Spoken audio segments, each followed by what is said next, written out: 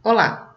Essa semana de preparativos para a nossa prova de grau 2, encerrando esse semestre de Direito Empresarial 2. A matéria da prova está explicada na nossa página, na nossa aula, e a matéria que não cai também, aquela parte de alguns contratos bancários, também eu frisei, mas vamos lá, vamos recapitular. A matéria começa na segunda parte, após a prova do grau A. Mesmo havendo uma orientação da faculdade que a prova é cumulativa, eu entendo dentro dessa decisão do professor de poder limitar a matéria, que várias questões que nós vimos na parte do grau 1, eles aparecem agora na parte do grau 2, com a matéria da factoring e a matéria do protesto. Então, os títulos de crédito voltam nesses dois tópicos. Então, dentro dessa ótica, sim, nós analisamos o conteúdo dado no primeiro grau. Mas a matéria do grau 2, a matéria que cairá na prova. Primeira matéria, começamos com o contrato de franquia, né? Aquele símbolo do McDonald's. Então, o contrato de franquia, vocês têm uma norma sobre a norma que orienta sobre a circular de oferta de franquia, lembra? Essa norma pode ser utilizada na prova. E atentem sempre, não só para o contrato de franquia, mas para os demais contratos, atentem para a atividade que nós realizamos. Muitas vezes o aluno não faz a atividade da forma correta, com uma pesquisa mais ampla. Ele pergunta para os colegas, faz uma análise muito rápida e responde a questão. Ganha aprovado, mas depois quando nós questionamos essa mesma questão na prova, quando nós colocamos aquilo que foi perguntado na prova, surpreendentemente uma parcela grande de alunos que acertaram a atividade erram na prova. Então, assim, eu me preocupo muito, principalmente nas atividades em AD, para que tudo aquilo que seja questionado na prova faça parte do conteúdo dado em aula. Eu faço a prova abrindo os arquivos, verificando os arquivos e todos os meus questionamentos são tirados de dentro do material dado. Não há possibilidade de algo ser questionado e o aluno dizer que não estava nas aulas. Porque as minhas provas eu faço abrindo o material de aula e a partir do material de aula que eu retiro as questões. E principalmente das tarefas. Então, no contrato de franquia, como ele se estabelece, quais são as cláusulas previstas, a amplitude do contrato, as cláusulas de quarentena, como nós falamos, é importante vocês vão ter esse apoio, tanto para a parte objetiva quanto, porventura, para a parte dissertativa. Nós temos o contrato de leasing, contrato de arrendamento mercantil. Então, no contrato de leasing, nós temos a única norma, vocês têm ali pensada sobre o contrato de leasing, não é uma norma que rege o contrato, é uma norma tributária, que conceitua o leasing. Então é importante saber o que é o leasing, como o leasing hoje é recepcionado pela nossa jurisprudência, o que é o contrato de leasing, de quem é o bem, quais são os intervenientes, quais são aquelas partes quem faz parte do contrato de leasing, como é feita a transferência de propriedade, quais são as opções.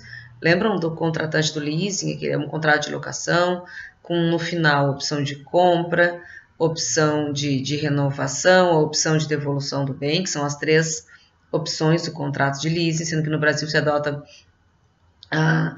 a manifestação prévia da opção de compra, o que não elimina a necessidade de manifestar no final do contrato, né? Eu estou abreviando, mas lembrando vocês, todos esses contratos, eles têm eu pedi muito para vocês pesquisa jurisprudencial, porque como são contratos que não têm normas reguladoras, eles são contratos que é pela jurisprudência que acaba se pacificando o entendimento em relação a algum tema.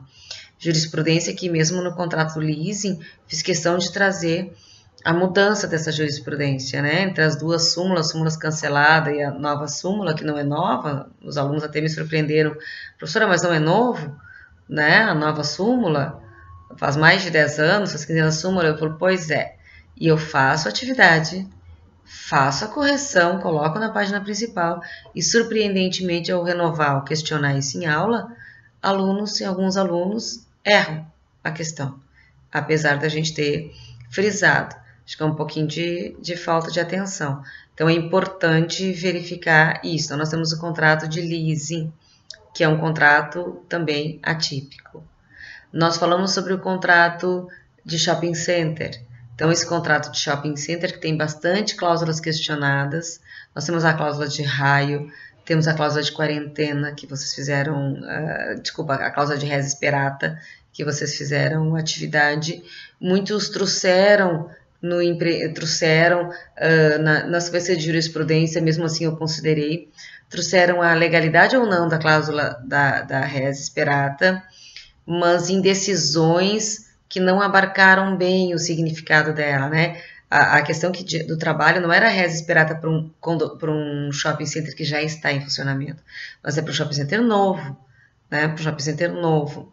E alguns bem abarcaram as decisões ali, que todas essas questões, essas cláusulas do shopping center que nos estranham tanto, às vezes parecem tão leoninas, né? Algo lá que uma linguagem vinda do Código do Consumidor que de forma alguma se aplica aos contratos empresariais, mas vem a questão do pacta sunt servanda, né? Essas cláusulas, mas uma questão que pontua quem leu com cuidado as pesquisas que fez, vê que uma coisa que pontua pode ser cobrado, desde que seja shopping center.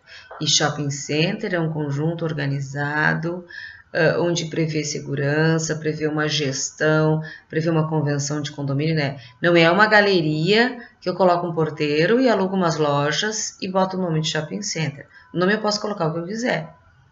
Posso botar shopping center na frente de um prédio, de um edifício de lojas, sem que esse edifício se caracterize como shopping center. Então, se ele não tem as características de um shopping center, em termos de constituição, ele não é um shopping center, não pode cobrar aquelas taxas, lembram?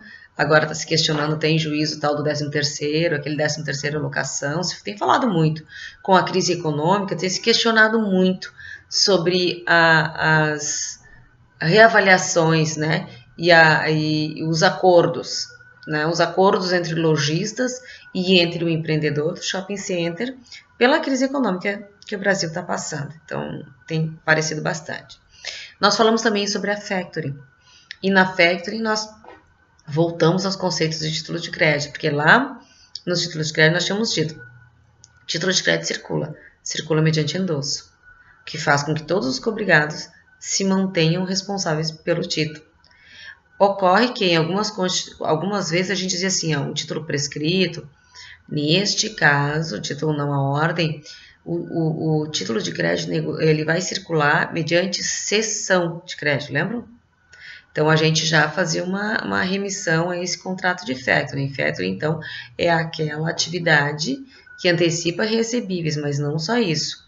Ela faz um pool de operações para poder fazer essa antecipação e não cair numa questão de estar simplesmente emprestando dinheiro a juros, o que ela ficaria submetida à lei da usura. Então, é um contrato complexo, que envolve mais de uma atividade, onde ele antecipa pagamento, antecipa recebíveis e títulos de crédito mediante uma remuneração, mas pelo Instituto da Cessão de Crédito. Então, essa comparação factoring com desconto bancário, já se antecipando para os contratos bancários, é a questão importante aí, né? Depois nós vimos os contratos bancários. E nos contratos bancários, nós temos alguns contratos que chamam mais atenção dentro deles. E os contratos bancários é importante fazer essa diferenciação do desconto bancário, é importante diferenciar os contratos bancários, tem alguns contratos bancários típicos que só as instituições financeiras podem fazer, como o depósito em conta corrente, é só a instituição financeira que faz, então esse contrato. Tem contratos que se assemelham a contratos bancários, o próprio contrato da alienação fiduciária, mas não precisa exclusivamente ser um banco. E por fim, o protesto. O protesto nós voltamos ao todo tipo de dívida, não só título de crédito, principalmente o Código de Processo Civil, trouxe à tona algo que já era uma possibilidade, mas trouxe escrito, que é protestar a própria sentença. Então, nós tivemos a aula de protesto. Protesto é o meio pelo qual se publicita a mora de alguém, tornando pública a situação de devedor. Importante, o protesto, toda a atividade do protesto, como já falado, ela não tem poder de expropriação de patrimônio, não tem o poder de ir lá expropriar, vai chegar alguém, vai pegar bens e penhorar, não. Isso somente o Poder Judiciário, através de uma ação cabível de execução de título ou uma ordem dentro de um processo de conhecimento, uma ordem protetiva, de arresto, acautelatória de um determinado bem. Mas o cartório de protesto, ele tão somente chama a pessoa para fazer o pagamento ou não paga, lança o nome no rol dos devedores. Protesto que não é exclusivamente para pagar, protesto deve ser, já nós vimos, né? Tem protesto pode ser para pagar, para devolver o título ou por falta de aceite, o que torna o título devido. O protesto pode ser pode ser facultativo e pode ser obrigatório. Tudo isso matéria já vista, só pontuando para vocês algumas questões mais importantes. A nossa questão dissertativa vai ser sobre um desses temas, provavelmente tema das atividades, tema renovando o que vocês já responderam nas atividades escritas. Então, quem fez com bastante cuidado vai facilmente responder a questão proposta, que deve ser do mesmo sentido.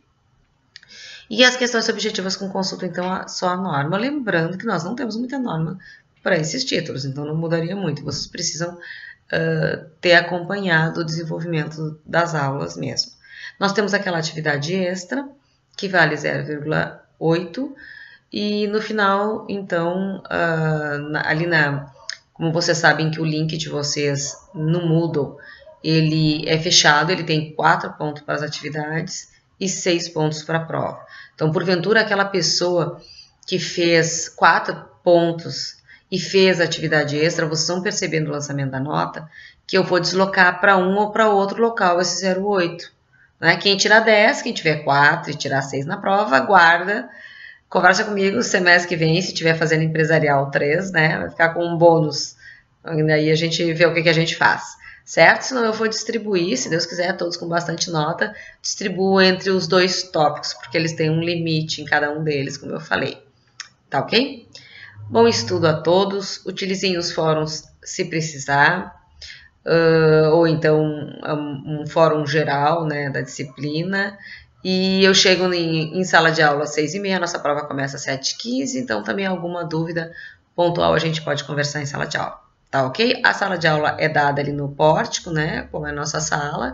E a prova de recuperação, então, semana que vem, como tá anotado ali, essa sim é de conteúdo total. Tá ok? Bons estudos!